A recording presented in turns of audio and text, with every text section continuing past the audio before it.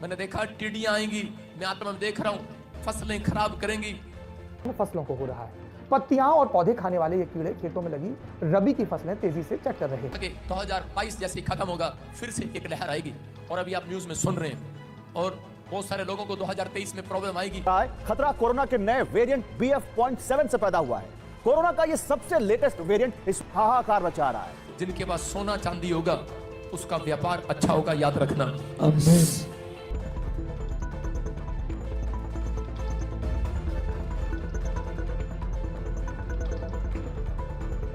कि 2023 के अंदर दो बड़ी शक्तियां, दो बड़े देश एक हो जाएंगे। एक लेडीज होगी और एक जेंट्स होगा, और आप देखेंगे वो पूरी दुनिया के ऊपर एक शासन की तरह मंडलाएंगे। बहुत सारे लोग कि आने वाले दिनों में भारत में कई कूटनीतिक आतिशबाजियां होने वाली हैं।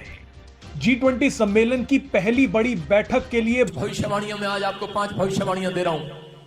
आप फिर से देखेंगे 2023 में ये पूरी होंगी। अबनबा शबनबा नबा शबनबा नबा शबनबा, पूरे वर्ल्ड के अंदर आप सुनेंगे। मैं आत्मा में देख रहा हूं, प्रभु ने मुझे आज सुबह 4 बजे ये भविष्यवाणियां दी। पवित्र आत्मा का धन्यवाद हो। और प्रभु ने दिखाया कि 2023 के अंदर दो बड़ी शक्तियां, दो बड़े देश एक हो जाएंगे। एक लेडीज होगी और एक जेंट्स होगा, और आप देखेंगे वो पूरी दुनिया के ऊपर एक शासन की तरह मंडलाएंगे। बहुत सारे लोग जब परमेश्वर से दुआएं करेंगे, उनका शासन टूट जाएगा। आमीन। मैं कह रहा हूं कि बहुत सारे देश इकट्ठे होकर एक करेंसी बनाएंगे। बहुत सारे लोगों को महसूस होगा कि दिखाई देगा उनको 2023 के बाद, 24-25 के बाद, आपके आने वाले समय में 2030, मैं कह रहा हूं कि बहुत सारे लोगों को पता लगने लगेगा। मैंने कहा था कि 5 करेंसियां एक हो जाएंगी। 5 करेंसियां, फिर कह रहा हूं कि आपकी करेंसियां, 5 देशों की करेंसियां एक हो जाएंगी। मेरी बात को अच्छी लगे या ना लगे, लेकिन मैं 2021 से बोल रहा हूं। आत्मा खैर है, मैंने ऐसे देखा अभी, और मैं देख रहा हूं ऐसे आत्मा में कि बहुत सारे लोगों ने सुना 2023 पूरी दुनिया के अंदर अच्छा नहीं है। लेकिन आज मैं प्रार्थना कर रहा हूं, जो लोग परमेश्वर से भक्ति करते हैं उनके लिए आनंद भरा आएगा यीशु मसीह के नाम से। आप सुनेंगे, मैं कह रहा हूं कि भविष्यता अच्छा नहीं लगता भारत के देश के अंदर। मैंने पहले भी कहा था कि 2020 में, 2019 में कि कोरोना आएगा, और 21 में भी कहा था कि 2022 जैसे ही खत्म होगा, फिर से एक लहर आएगी। और अभी आप न्यूज में सुन रहे हैं, और बहुत सारे लोगों को 2023 में प्रॉब्लम आएगी। मैंने देखा टिड्डियां आएंगी, मैं आत्मा में देख रहा हूं, फसलें खराब करेंगी। और आप यूक्रेन के अंदर आप सुन रहे हैं, फ्रांस के अंदर मैं देख रहा हूं, ऐसे रूस के अंदर, ताइवान के अंदर, जगह जगह पर आप सुनेंगे कि युद्ध शुरू हो जाएंगे। कुछ लोग युद्ध करेंगे, लेकिन वो परमाणु बम में बदल जाएगा, वो तीसरी लहर में बदल जाएगा, तीसरा युद्ध में बदल जाएगा। जब पिछले साल नहीं हुआ वो होगा।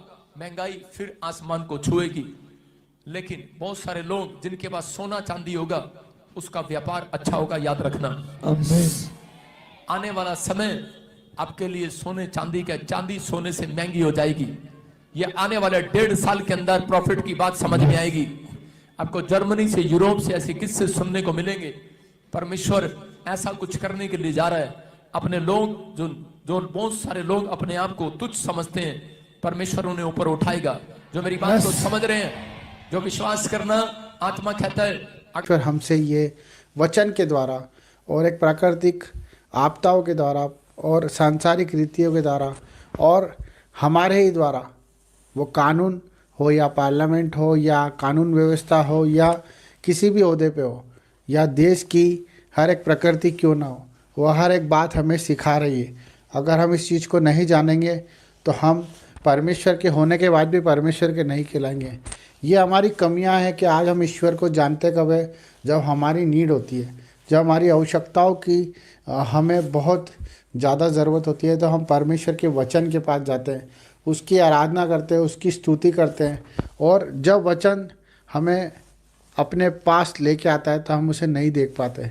इसी तरह वचन देखो, आप कहीं संकेत आपको इस तरह के मिलेंगे, कहीं तूफान आ रहा है, कहीं बाढ़ आ रही है, कहीं जलजला आ रहा है, कहीं भूकंप आ रहे हैं, आप इस चीज़ को अनदेखा ना करें। आप इस चीज़ को अनदेखा ना करें। ये एक ऐसा विषय है जो हमें अवेयरनेस की तरफ लेके आता है, वो हमारे परिवार के लिए, क्योंकि प्रभु ने अपने इकलौते पुत्र से प्रेम किया, उसी प्रकार हम भी हमारे पुत्र और पुत्री और हमारे माँ बाप से प्रेम करते हैं। क्यों करते हैं? क्योंकि वो रीति उसने सिखाई है और हम उसके लिए कुछ भी करने को तैयार हो जाते हैं। उसी प्रकार परमेश्वर भी अपने एक पुत्र के वादे के लिए सब कुछ कर सकता है। आप जान के अनजान ना बने, आप अनदेखा करते हैं मेरे भाई बहनों। कोई आपसे मांगता है तो आप नहीं देते हो, कोई आपको पुकारता है तो आप नहीं जाते हो। आप क्यों ऐसा जीवन जी रहे हो? जबकि परमेश्वर के सिग्नल यही है कि जो परेशानियाँ आती है उसके पीछे परमेश्वर खड़े होते हैं। पर जो परेशानियों को देख के परमेश्वर को भूल जाता है, परमेश्वर भी उसे भूल जाता है। मेरे भाई बहनों, आज हम बहुत से भाई उन दुख उठा रहे हैं जो शरीर की पीड़ाओं में, पारिवारिक पीड़ाओं में, कर्जों में हैं, जो आज एहसान तले दबे हुए हैं, जो बोझ तले दबे हुए हैं, जो आज हिम्मत नहीं जुटा पा रहे, जो आज अपने परिवार को नहीं चला पा रहे।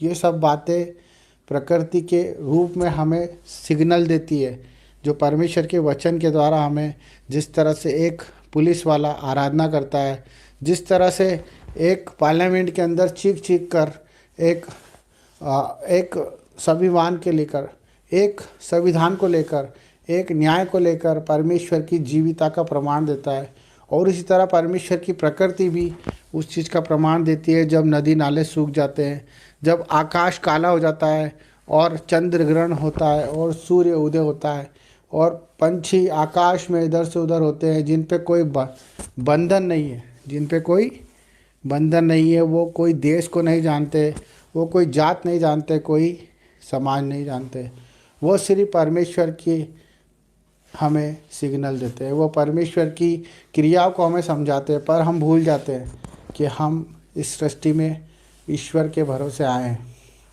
हम परमेश्वर के रूप में, उसके समानता के तरह हम इस सृष्टि में आए हैं।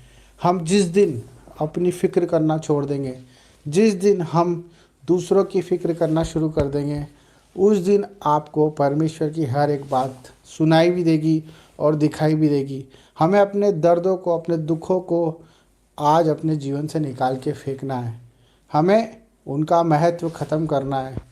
जो हमें लगता है कि हमारे बिना नहीं हो सकता, वो चीज़ों को हमें छोड़ना है। मेरे भाई बहनों, हमें हर एक जिम्मेदारी को प्रभु को सौंपना है। हमें हर एक बात को प्रभु के हाथों में सौंपना है, चाहे वो कितनी भी बड़ी बीमारी क्यों ना हो, हमें परमेश्वर के हाथ में ही सौंपना है। चाहे वो कितना ही बड़ा संघर्ष क्यों ना हो, क्योंकि जब आयुब को आप देखते हो बाइबल में कि वो परमेश्वर को कहता था कि अगर परमेश्वर चाहे तो मुझे मार भी दे तो मैं उस पर भरोसा करना नहीं छोड़ूंगा।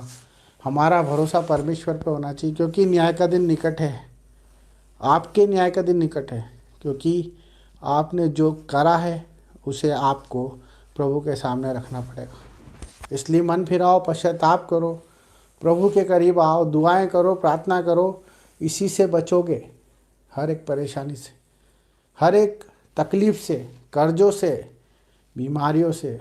जब आप मन फिराओगे और अपनी गंदी आत्मा को छोड़कर परमेश्वर की पवित्र आत्मा को स्वीकार कर लोगे, यही सच्चा परमेश्वर हमसे चाहता है कि आप आपकी फ़िक्र छोड़ दें और परमेश्वर की प्रार्थना दुआ में लग जाएं और उसके कामों को करें।